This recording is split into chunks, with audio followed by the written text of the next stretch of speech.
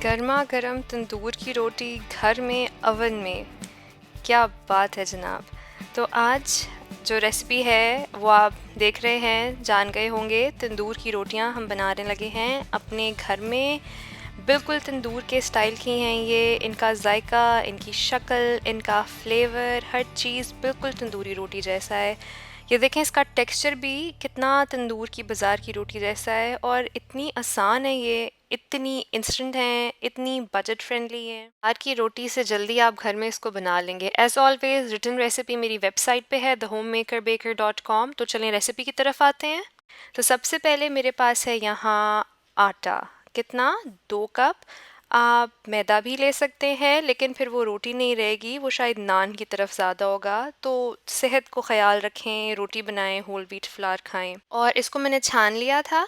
उसके बाद अब मैं क्या करूँगी कि मैं इसके अंदर डालूँगी आधी टीस्पून सॉल्ट यानी कि नमक। उसके बाद मेरे पास है ये 1 टीस्पून चीनी यानी शुगर। उसके बाद मेरे पास है ये 1 टीस्पून इंस्टेंट राइस ईस्ट। आपके पास इंस्टेंट राइस नहीं है तो आप अपनी ईस्ट को और अपनी चीनी को अलहदा से एक बोल में डालें और उसके अंदर थोड़ा सा 2-4 चम्मच पानी डाल के उसको रख दें ताकि वो ब्लूम हो जाए। फिर मैंने डाला है 1/4 टीस्पून अपना बेकिंग सोडा का। और अब मैं डाल रही हूँ 1/3 कप, 1/3 कप योगर्ट का। डोंट वरी, मेरे हाथ बिल्कुल साफ़ हैं, मैं योगर्ट वेस्ट नहीं करना चाहती, इसलिए मैं अपनी उंगली यूज़ कर रही हूँ। So don't worry about that. अब हम इसको लगे हैं गूंदने। अच्छा, एक और बात, इस डो को आप बिल्कुल रोटी की आटे की तरह एक दिन अप टू 36 आवर्स भी फ्रिज में रख सकते हैं और यूज़ कर सकते हैं। अब मैं पानी से इसको गूंदूंगी। तकरीबन मैंने इस मिक्सचर के लिए आधा कप पानी का इस्तेमाल किया था। आपका पानी कम ज़्यादा भी हो सकता है। बेसिकली जिस तरह हम रोटी का आटा गूंदते हैं, थोड़ा सख्त सा, बिल्कुल वैसा आटा आपको चाहिए इसके लिए।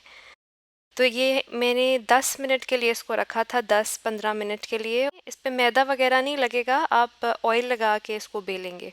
इसकी थिकनेस आप अपने हिसाब से रख सकते हैं। बिल्कुल अपनी रेगुलर रोटी की तरह आपने इसको बेलना है, जैसे आप अपनी रेगुलर रोटी या चपाती को बेलते हैं।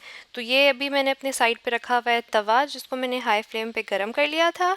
और अब इसके ऊपर मैं अपनी रोटी डालूंगी। कोई ऑयल कुछ नहीं लगेगा। अगर आप ओवन नहीं यूज़ करें तो आप पहले पानी लगाएंगे, उसके बाद रोटी रखेंगे ताकि आपकी रोटी चिपक जाए यहाँ पे।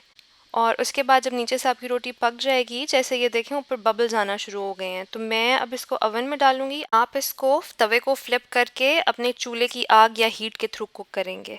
से ये बात का ख्याल रखें कि आपका जो तवा है वो नॉन स्टिक ना हो। अगर आपका तवा नॉन स्टिक होगा तो आपकी रोटी उसके साथ चिपकेगी नहीं। अब मैं इसको डालने लगी हूँ ओवन में। ओवन मेरा ब्रॉयल मोड पे है और हाई ब्रॉयल मोड पे है। ये बहुत ज़रूरी है अगर आपने ओवन में बनाना है कि आपका ओवन हाई पे हो और ब्रॉयलर मोड पे हो।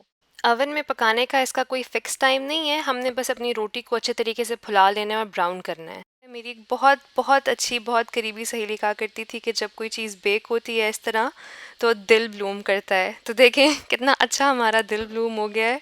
अब इसको आप ब्राउन कर लें जितना भी आपने करना है ऊपर से, और उसके बाद आप इसको निकाल लें। और वाह वाह वाह, ये देखें कितनी ज़बरदस्त माशाल्लाह हमारी रोटी तैयार हो गई है और कितनी जल्दी बनी है। इसको आप अपनी ग्रेवीज़ के साथ सर्व करें, एज इट इज़ खाएं, फ्लेवर करें। मैंने यहाँ पे आप देखें कुछ रोटियों के अंदर बाद में सीड्स भी डाल दिए थे। कलौंजी है और सेसमी सीड्स हैं और नाइजेला सीड्स हैं। आप इसके अंदर अनियन और गार्लिक कुछ भी डाल के अपनी पसंद का फ्लेवर कर सकते हैं। तो प्लीज़ ट्राई करें, मुझे बताएं। वीडियो पसंद आए तो थम्स अप दें और लाइक शेयर सब्सक्राइब करना ना भूलिएगा। अपनी दुआओं में मुझे याद रखें और कोई रिक्वेस्ट हो तो do let me know. The home maker baker over and out. Until next time.